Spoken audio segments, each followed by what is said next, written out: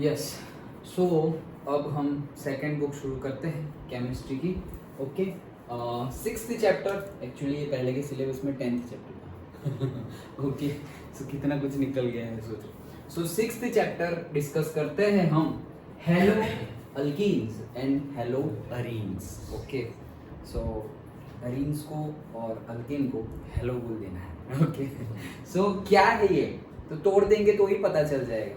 कैसे पता चल जाएगा?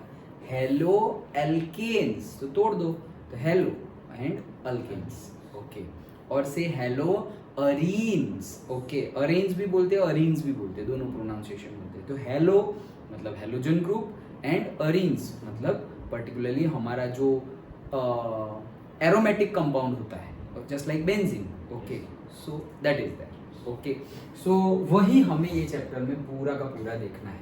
Halo alkanes and haloarenes. जैसे कि हमारे पास कोई भी अल्केन है CH3 CH2 CH3, ये क्या है हमारा अल्केन. कौन सा अल्केन है ये? इसका नाम नहीं तो सॉरी प्रोपेन. हाँ यस, 3 कार्बन तो प्रोपेन है हमारे पास. अब इसमें से कोई भी एक हाइड्रोजन को निकाल दो, कोई भी एक हाइड्रोजन को निकाल दो. यहां से मैंने एक निकाल दिया. सो CH3 CH2 CH2 Cl. Okay, chlorine लगा दिया तो ये हो गया हमारा क्लोराइन ग्रुप. मतलब कि हेलोजन ग्रुप मतलब जो 17 वाला ग्रुप है, फ्लोरीन क्लोरीन ब्रोमीन आयोडीन, वो लगा हुआ होगा. और ये हमारा अल्केन था, ये हमारा अल्केन था तो ये बन गया हमारा हेलो एल्केन. यही है हेलो अल्केन, जो हमारा नाम है हेलो अल्केन्स, तो यही है हेलो अल्केन्स. तो इसको क्या बोलेंगे? Hello propane. और अगर नाम बोलना हो तो क्या बोलेंगे? से क्लोरोप्रोपेन. क्या बोलेंगे? क्लोरोप्रोपेन. डन. ओके, तो ये हाँ कहाँ है? नीचे बाथरूम है ना. हाँ तो कोई बात नहीं. हाँ, सो क्लोरो अल्केन्स. डन. ओके, वैसे ही सपोज हमारे पास एरोमेटिक ग्रुप है, से बेंजीन है, से यहाँ पर यहाँ पर. ओके, तो सब जगह कार्बन होता है. ओके, हमें पता ही है यहाँ carbon carbon carbon carbon carbon carbon and सब जगह क्या होता है? H.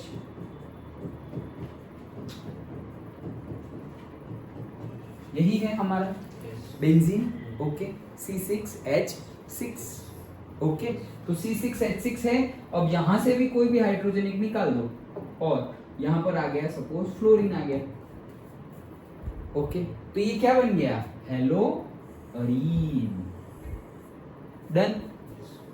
सिंपल है, सिंपल है. एरोमेटिक ग्रुप था और उसमें हेलोजन आ गया तो हेलो अरीन. अल्केन था, उसमें हेलोजन आ गया तो हेलो अल्केन.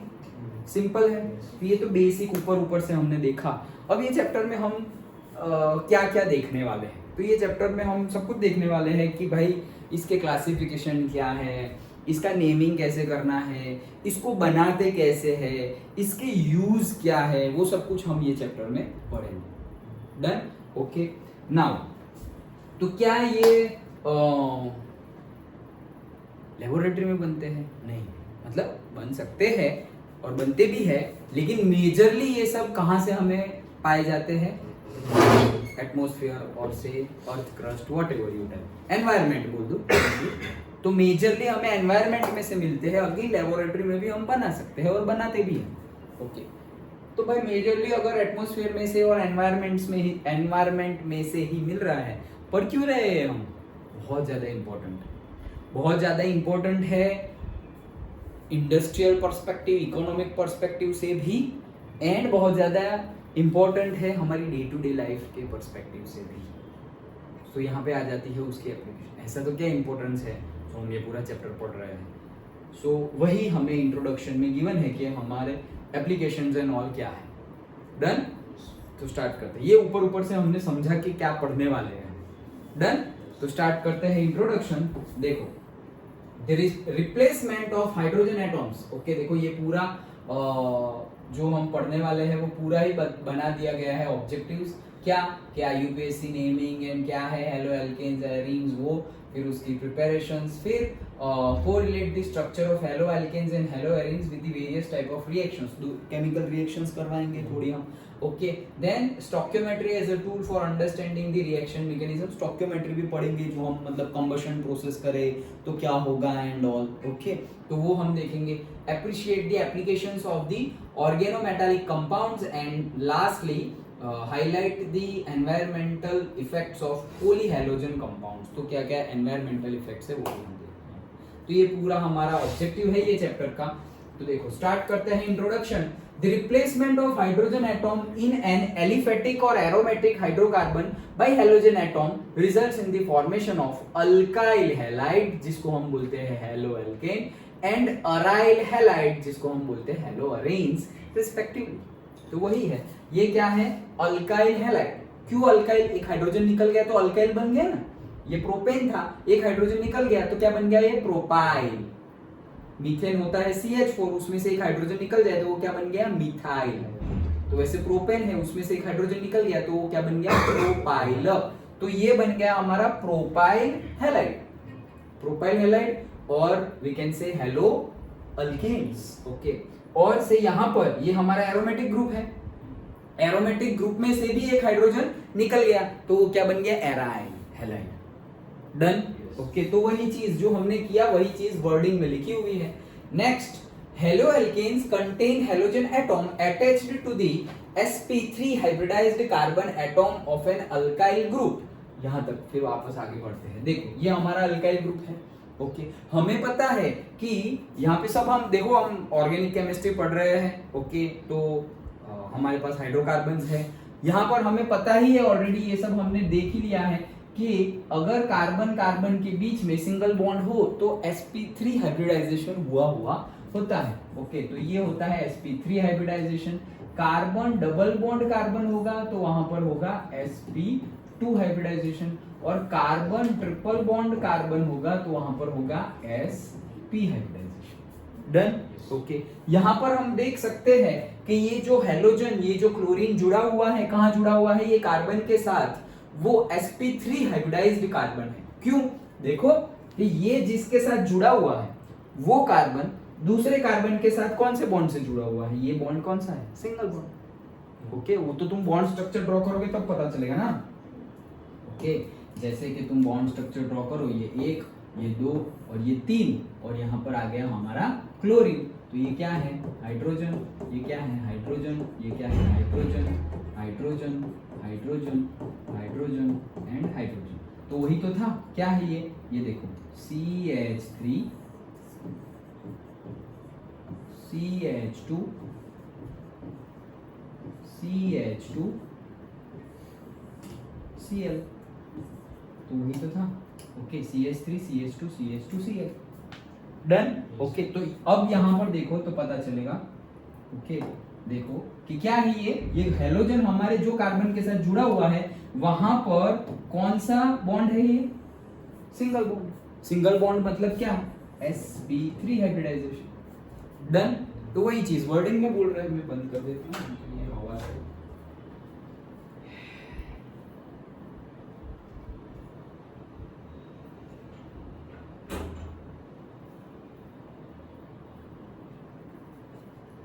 हाँ, यस, सो सिंगल बॉन्ड से जुड़ा हुआ है तो sp3 हाइब्रिडाइजेशन होगा उसमें। डन। ओके, अब अगर सेम हम हमारा एराइल हैलाइड ले, ओके, हेलो अरीन्स ले, तो हमें पता है ये देखो बेंजीन है, तो बेंजीन में ये फ्लोरीन ये कार्बन के साथ जुड़ा हुआ है, वो कार्बन दूसरे जो कार्बन के साथ जुड़ा हुआ है वहां कौन सा बॉन्ड है, डबल बॉन्ड है। ओके, देखो क्यों, ये कार्बन, तो देखो ये कहाँ है, डबल बॉन्ड है। तुम इसको गिनोगे तो भी ये कार्बन के साथ जुड़ा हुआ है, तो वो कार्बन यहाँ पे सिंगल है लेकिन यहाँ पर डबल है। डन। ओके, तो यहाँ पे कौन सा बॉन्ड, यहाँ कौन सा हाइब्रिडाइजेशन हुआ है sp2, और यहाँ पर कौन सा हुआ है sp3। तो वही चीज वर्डिंग में बोल रहे हैं वो लोग। Whereas haloarenes contain halogen atom attached to the sp2 hybridized carbon atoms of an aryl group. Done. Okay. Next, many halogen containing organic compounds occur in nature and some of these are clinically useful. तो भाई बहुत सारे तो environments में से ही मिलते हैं और थोड़े बहुत हम लैब में भी बना देते हैं। क्यों? उसका यूज बहुत ज्यादा है इसलिए। तो स्टार्ट करते हैं। These classes of compounds find wide applications in industry as well as in daily day to day life. मतलब इंडस्ट्री में भी बहुत ज्यादा यूजफुल है ये हमारे haloarenes and haloalkanes, और डे टू डे लाइफ में भी बहुत ज्यादा यूजफुल है। एप्लीकेशंस 2 मार्क्स में पूछी जा सकती है। What are the uses? Okay, theory हो सकती है छोटी सी। सो याद रखना 1 by 1। देखो सिर्फ मैं पॉइंट लिख दे रहा हूं। पहला point, they are used as solvents for relatively non polar compounds and as starting material for the synthesis of wide range of organic compounds. तो पहला क्या है? नॉन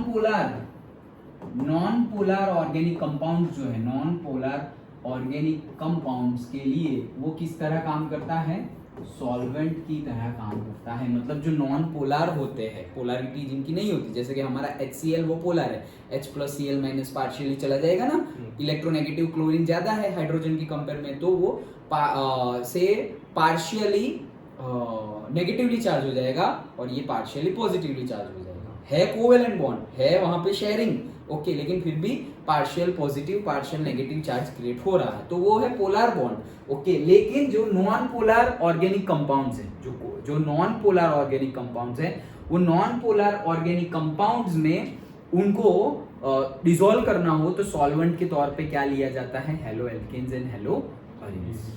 सॉल्वेंट के तौर पर वो जो नॉन पोलर ऑर्गेनिक कंपाउंड है वो क्या है? सॉल्यूट, और सॉल्वेंट के तौर पे हेलो एल्केन्स हेलो एरीन्स लिया जाता है, ओके। देन दूसरा यूज क्या कि उसी में से haloalkanes and haloarene में से ही बहुत सारे ऑर्गेनिक कंपाउंड्स बनाए जाते हैं को इंग्लिश में हम बोलते हैं सिंथेसाइज किए जाते हैं, ओके। सो इसी में से बनाए जाते हैं, तो यूज टू सिंथेसाइज, और say it is the basic material, it is the say basic ingredients बोल सकते हैं, ingredient to synthesize many organic compounds. Done? Okay? Okay? आगे बढ़ते हैं। So आगे देखो wide range of organic compounds. Chlorine, अभी देखो ये 1 मार्क में भी बहुत आता है और 2 मार्क में तो पूरी थियरी आती है। क्लोराइन कंटेनिंग एंटीबायोटिक, ऐसी एंटीबायोटिक जिसमें क्लोरीन हो, तो क्लोराइन कंटेनिंग एंटीबायोटिक जिसका नाम है क्लोरएम्फेनिकोल। क्या नाम है? क्लोरएम्फेनिकोल। क्लोरएम्फेनिकोल प्रोड्यूस्ड बाय माइक्रोऑर्गेनिजम्स, ये माइक्रोऑर्गेनिजम्स से प्रोड्यूस जो होती है, is very effective for the treatment of the typhoid fever. तो जब टाइफॉइड हुआ हो तब जो हमें दवाई दी जाती है वो माइक्रोऑर्गेनिज्म से बनती है, सोचो, ओके। तो काहे के वेजिटेरियन ओके चलो। सो नाम याद रखना, क्लोरएम्फेनिकोल जिसमें क्लोराइन होता है, okay. So chlorine containing antibiotic chloramphenicol produced by microorganisms is very effective for the treatment of the typhoid. Again malaria के लिए भी है, ओके। अवर बॉडी, तो सिर्फ यहाँ पर लिख देता हूं मैं, क्लोरएम्फेनिकोल। Done, okay. ये किसके लिए है? टाइफॉइड के लिए है। देन नेक्स्ट, अवर बॉडी, नहीं कहाँ गया?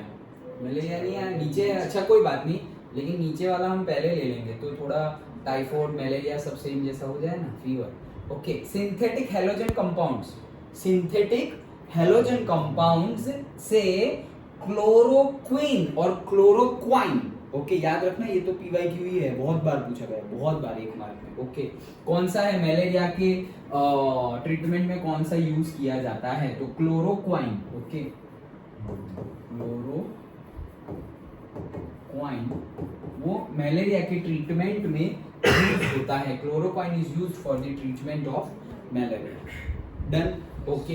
देन अब आ जाते हैं वापस, आवर बॉडी प्रोड्यूसेस, अब जैसे कि हमें किसी को गोइटर हुआ हो, ओके, जैसे कि हमारा यहाँ पे थायराइड की हमारी थायरोक्सिन जो हमारा एंजाइम है वो रिलीज होता है, ओके। थायरोक्सिन एंजाइम 10th में पढ़ा था ना, थायरोक्सिन एंजाइम रिलीज होता है, और वो अगर सही ना हो ओके, तो जो डिजीज होता है जिसका नाम है गॉइटर, ओके, सो वो अगर हुआ है तो उसके ट्रीटमेंट में आयोडीन वाली एंटीबायोटिक दी जाती है जिसमें आयोडीन हो। तो आयोडीन मतलब अगेन हेलोजन, ओके, तो वो भी क्या है, अगेन हेलो एल्कीन्स ही है। तो वही है, देखो, our body produces iodine containing hormone जिसका नाम है थायरोक्सिन, ओके, थायरोक्सिन, ये हमने 10th में भी पढ़ा था बायोलॉजी में। सो हमारी बॉडी में ही यहाँ हमारे थ्रोट पर से एक ग्लैंड होती है, उसमें से एंजाइम्स निकलता है थायरोक्सिन जिसमें आयोडीन होता है। लेकिन जिसकी बॉडी में आयोडीन की कमी हो, जिसकी बॉडी में आयोडीन की कमी हो, डेफिशिएंसी हो, तो उससे डिजीज हो जाता है जिसको हम बोलते हैं गॉइटर। वो 8, 9, 10 में तो वो एक फोटोग्राफ भी आता था, बहुत बड़ा सा ऐसे नेक हो जाता है, ओके, यही वो लेग वाला था, एलिफेंट वाला, ओके, ये goitre, okay. So thyroxine the deficiency of which causes a disease called the goitre. तो ये थायरोक्सिन सही प्रोड्यूस नहीं हो रहा है तो गॉइटर होता है, और गॉइटर हो जाए तो उसमें ट्रीटमेंट में ये दिया जाता है, ओके। क्या आयोडीन नहीं बोलते कि आयोडीन युक्त नमक खाने से गॉइटर में हेल्पफुल रहता है, ओके, क्योंकि उसमें बहुत ज्यादा आयोडीन होता है। तो थायरोक्सिन में आयोडीन होता है लेकिन यहाँ पर आयोडीन है ही नहीं, थायरोक्सिन अच्छे से बन ही नहीं रहा है, ओके, इसीलिए ये डिजीज हुआ है। तो आयोडीन अच्छा लेने से वो धीरे धीरे क्योर हो जाता है, ओके, तो वो चीज़ है। तो यहाँ पे हम थायरोक्सिन की लिख देंगे, थायरोक्सिन, ओके, तो उसमें आयोडीन होता है, याद रखना, ओके। हाँ, सिंथेटिक हैलोजन कंपाउंड, ये तो हमने पढ़ा। Halothane is used as the anaesthetic during the surgery, halothane, okay, याद रखना, क्या, हेलोथेन। तो हेलोथेन सर्जरी में यूज होता है, सर्जरी में कहां पर, एनेस्थेटिक, मतलब कि बेहोश करने के लिए, ओके, तो पर्टिकुलर टाइम के लिए बेहोश करने के लिए ये यूज किया जाता है halothane, okay, anaesthetic during the surgery.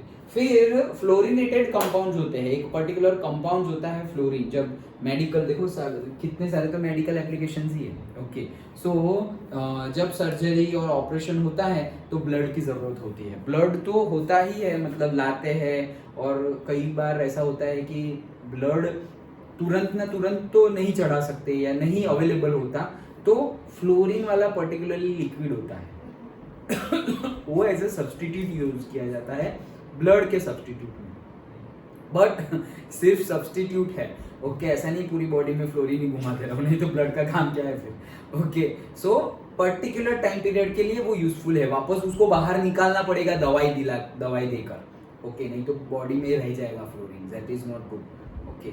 लेकिन इमरजेंसी के टाइम पे हम वो यूज करते हैं, मतलब डॉक्टर लोग ये यूज करते हैं। देखो, certain fully fluorinated compounds are being considered as potential blood substitutes in surgery, okay, so surgery में भी यूज होता है। डन, ओके, तो इतने हमारे 2 मार्क्स में पूछे जा सकते हैं, उसकी एप्लीकेशंस और उसके यूजेस। तो 1 बाय 1 हमने देखे क्या, कि नॉन पोलर ऑर्गेनिक कंपाउंड्स हो उसको सॉल्युबल करने के लिए एज अ सॉल्वेंट ये लोग यूज होते हैं। देन बहुत सारे ऑर्गेनिक कंपाउंड को बनाने के लिए बेसिक इंग्रेडिएंट ही क्या है, हेलो एल्केन्स, हेलो एरिन्स, उसमें से बनता है, ओके। देन क्लोर एम्फेनिकॉल, ओके, सो क्लोर एम्फेनिकॉल जो टाइफॉइड के ट्रीटमेंट में यूज होता है, जिसमें क्या होता है, क्लोरीन होता है। क्लोर एम्फेनिकॉल में, क्लोर नाम से ही पता चल रहा है, क्लोर एम्फेनिकॉल में क्या होगा, क्लोरीन होगा, which is useful. Then chloroquine, उसमें भी क्लोरीन होता है, तो क्लोरोक्वाइन जो टैबलेट होती है, टैबलेट का नाम ही है ये टैबलेट का नाम है, ओके, सो क्लोरोक्वाइन जो मलेरिया की ट्रीटमेंट में यूजफुल होता है। एंड देन थायरोक्सिन जो ग्लैंड होती है हमारी, ओके, उसमें से जो एंजाइम निकलता है, जो थायरोक्सिन होता है, उसमें आयोडीन होता है, बट अगर वो सफिशिएंट अमाउंट में नहीं है हमारी बॉडी में, तो एंजाइम्स की क्वांटिटी और क्वालिटी दोनों पे इफेक्ट होती है, तो उसके वो टाइम पर गॉइटर डिजीज हो जाता है। तो उसके ट्रीटमेंट में भी पर्टिकुलरली हम से हेलो एल्कीन्स जिसमें आयोडीन होता है उसका यूज करते हैं, ओके। एंड हेलोथीन हमारा एनेस्थेटिक जब देना हो, एनेस्थेसिया नहीं बोलते, एनेस्थेसिया दिया है, सो सर्जरी और मेडिकल ऑपरेशन के टाइम पर जब एनेस्थेटिक कंपाउंड देना हो तो वो कौन है, हेलोथिन। और सर्जरी में जो फ्लोरिनेटेड कंपाउंड होता है, ऑर्गेनिक कंपाउंड जिसमें मतलब फ्लोरीन है, सब में आयोडीन, क्लोरीन यही सब होंगे ना, ओके। तो वो होता है, वो एज अ ब्लड के सब्सटीट्यूट के तौर पे यूज होता है फॉर स्मॉल अमाउंट। ऐसा नहीं है कि पूरा 500 ml डाल दिया फ्लोरिनेटेड कंपाउंड तो वो ब्लड की तरह काम करेगा, नहीं, थोड़ा थोड़ा, ओके। मतलब एकदम छोटी अमाउंट में अगर यूज चाहिए तो तुरंत इमीडिएटली अगर ना हो, लेकिन यहाँ पे क्रिटिकल केस हो, अभी के अभी सर्जरी करनी पड़े, वैसा केस है, तो वो फिर राह नहीं देखेंगे, इस चीज का यूज करके ऑपरेशन तो कंटिन्यू करेंगे। फिर बाद में अगेन जो ब्लड आएगा वो ब्लड सप्लाई करके वो फ्लोरिनेटेड कंपाउंड दवाई देकर या बाय एनी हाउ उसको बॉडी में से निकाल देते हैं, ओके। तो ये यूजेस हो गए। And in this unit you will study the important methods of preparation. हम प्रिपरेशन देखेंगे, फिजिकल एंड केमिकल प्रॉपर्टीज देखेंगे, and uses of organohalogen compounds हम देखेंगे, ओके। मतलब जो कार्बनिक और से हम बोल सकते हैं क्या, ऑर्गेनिक, ओके। ऑर्गेनिक को हिंदी और गुजराती में क्या बोलते हैं, कार्बनिक, ओके, जिसमें कार्बन होता है, ओके। सो हम क्या पढ़ रहे हैं, हाइड्रोकार्बन ही है मेनली, तो ओके। सो वही सारे कंपाउंड्स के बारे में हम ये चैप्टर में पढ़ने हैं। तो ये था मोटा मोटा इंट्रोडक्शन, अंडरस्टूड, ओके।